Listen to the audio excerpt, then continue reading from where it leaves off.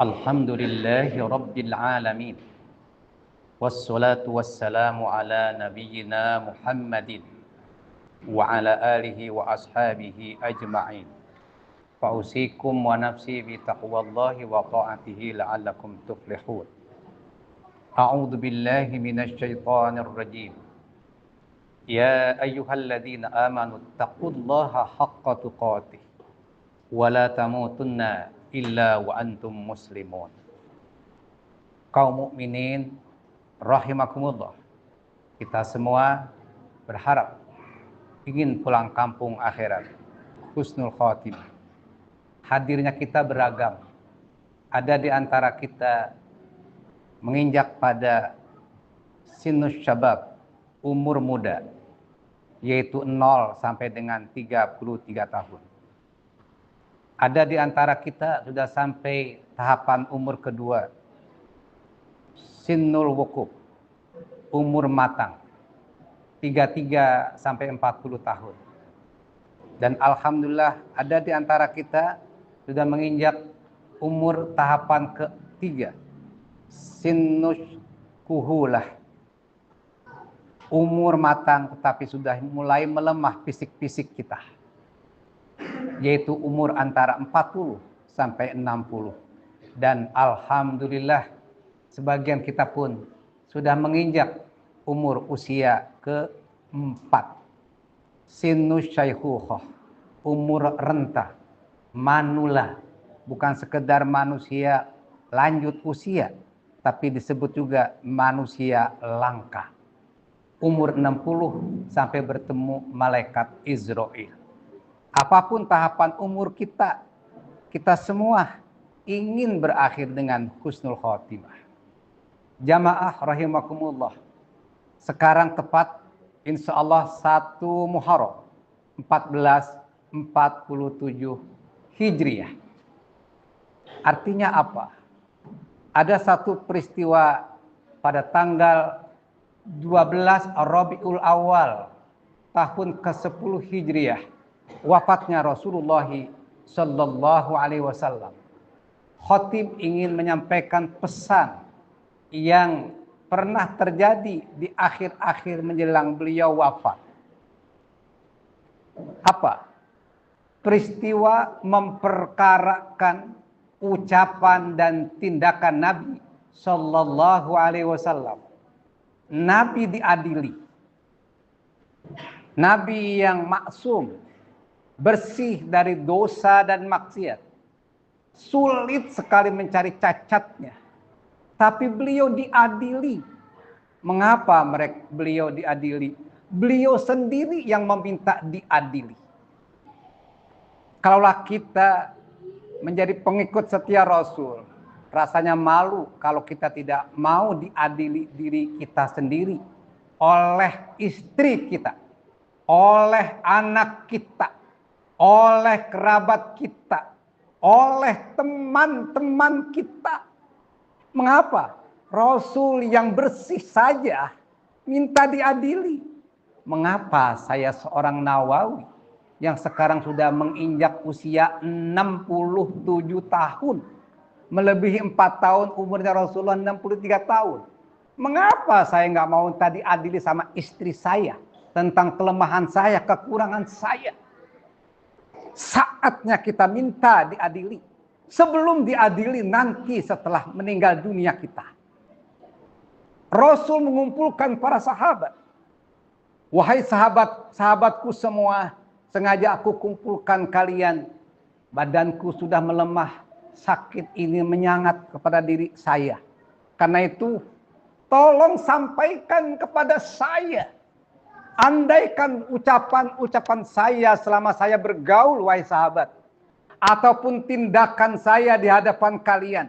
Ada yang menyakiti perasaan kalian. Sampaikan sekarang saja. Jangan ditunda setelah aku kematian. Mumpung aku hidup, lebih baik aku diadili di dunia daripada aku diadili di akhirat nanti. Semua sahabat tertegun.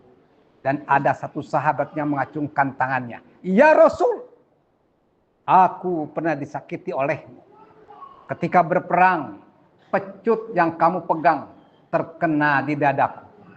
Aku ingin membalasnya sekarang ya Rasulullah. Sahabat Umar berkata dalam hati, Rasul sudah melemah. Sahabat ini diperintah untuk memecutnya. Wahai Umar, ambil pecut itu, diberikan kepadanya, dan silakan ia membalas sakitnya untuk diri saya. Mukminin rahimakumullah. Wahai Rasul, ketika itu dadaku tidak berbusana, tidak pakai pakaian aku. Aku mohon pakaian pun engkau buka ya Rasulullah. Rasul dibuka dadanya. Langsung pecut dipegang oleh sahabat tadi, dan sahabat mendekati Rasulullah SAW. Begitu mendekat dengan Rasul, sahabat tadi memeluk badan Rasul. Allahumma ya Rasulullah, aku tidak ingin membalas. Saya yakin apa yang kamu perbuat itu bukan sengaja, tapi aku ingin wasilah aku memeluk badanmu ini ya Rasulullah, engkau menjemputku di surga nanti. Apa yang dapat kita ambil pelajaran di sini? Sepulang sholat Jumat ini, tak salah kita sampaikan kepada istri, kepada anak, kepada teman-teman. Kita sudah bersahabat, sudah berkeluarga sekian tahun. Catat apa amalan, ucapan dan tindakan saya yang menyakiti kamu. Sampaikan kepada saya. Saya akan mustami menjadi pendengar setia, dan saya akan tahan emosi saya.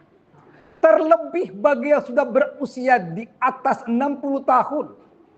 Umumnya orang bilang usia senja, usia manula itu mudah baper, mudah kesinggung dan emosi. Saya ingin berbalik, justru semakin tua jangan mudah baper dan tidak mudah emosi. Sudah sekian tahun kita suka menghina orang. Kalau sekarang dihina, tenang saja. Karena dulu kita sering menghina orang. Dulu kita pernah marah. Saatnya kita dimarahin, tenang. Sudah berapa banyak kita marahi orang.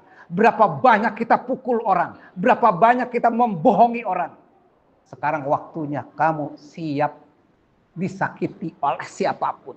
Kalau memang benar, akui bahwa aku pernah berbuat demikian. Kalaupun tidak, nasihat baik kita, jangan sampai kita berbuat ghibah dan fitnah.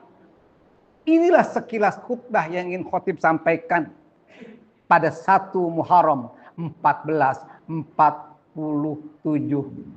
Hijriah. Pesan kedua. Andaikan khotib pernah bersalah di hadapan semua yang hadir, datangi saya. Temui saya dengan baik-baik, Nawawi. Ucapan kamu pernah menyakiti. Tindakan kamu pun demikian. Catatannya ini. Insya Allah saya hamba Allah dengan senang hati menerima kalau itu memang kenyataan. Bila pun tidak, mudah-mudahan jadi nasihat bagi kami. Terakhir dari yang ketiga ini. Ketika dalam kitab Riyadhus Shalihin menerangkan tentang la hijrata ba'dal fathi, tidak ada hijrah setelah futuh Mekah. Si pengarang kitab Imam Nawawi lalu kitab itu disyarah, mahwal hijrah, apa hijrah itu? Al hijratu hiya min daril harbi ila daril Islam. Berpindah dari darul kufri, negara kafir dengan undang-undang bukan hukum syariat, menuju darul Islam, negara dengan hukum Islam. Sebelum menerapkan negara yang tertinggi, jadilah mampu kita memimpin diri sendiri. 1, setiap malam sayangi diri kita sendiri. Biasakan sholat malam. Sholat malam itu bukti kita sayang pada diri kita sendiri. Kata Nabi, alaikum biqiyamil lail. Biasakan kamu sholat malam. Fa innahu da'bus solihina min qablikum. Resiko sholat malam itu kamu akan dibimbing menjadi orang yang sangat soleh di dunia ini. Wa qurbatul lakum ila rabbikum. Resiko salat malam itu kamu akan dekat dengan Tuhanmu. Minimal tidak mudah tersinggung, minimal tidak mudah stres. Yang ketiga, wa minhatun 'anil ismi. Imunisasi dari dosa. Insya Allah perbuatan dosa kita hindari dengan membiasakan sholat malam. Resiko keempat sholat malam itu adalah wa mukaffaratun lis-sayyi'at. Menggugurkan berbagai kesalahan. Kelima, resiko untuk sholat malam itu untuk diri kita wa mutradatun lidda'i 'anil jasadi. Menolak berbagai penyakit badan. Sayangi diri kita. Pimpinlah diri kita dengan hati kita. Kalau kita sudah mampu mendidik diri kita sendiri, sayang pada diri kita dengan sholat malam, jadilah contoh teladan untuk istri. Jadilah contoh teladan buat anak, cucu, dan semua kita. Dan insya Allah kita menjadi presiden yang contoh atau kepala negara yang contoh kepada rakyatnya. Presiden yang sangat jujur, presiden yang sangat amanah, presiden yang menjadi teladan segala-galanya. Barakallahu li wa lakum fil Qur'anil azim wa nafa'ani wa iyyakum bima fihi minal ayati wad dzikril hakim. Innahu huwat tawwabur rahim.